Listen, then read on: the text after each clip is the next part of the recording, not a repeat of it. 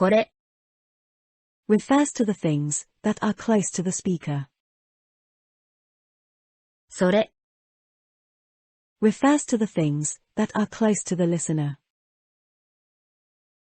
あれ refers to the things that are away from both the speaker and the listener. それはいくらですか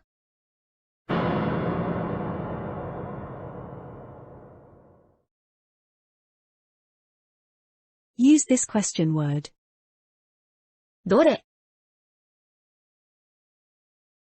どれ is a question word for which one.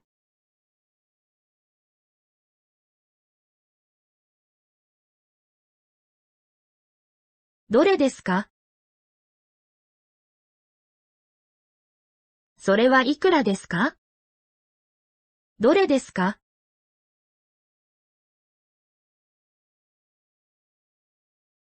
これです。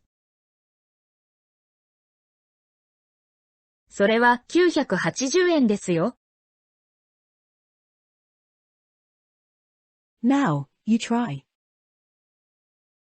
それはいくらですか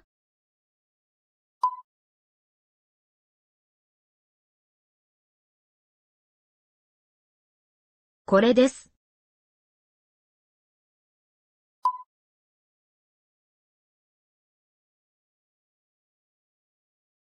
Summary of the lesson. これ。それ。あれ。どれ。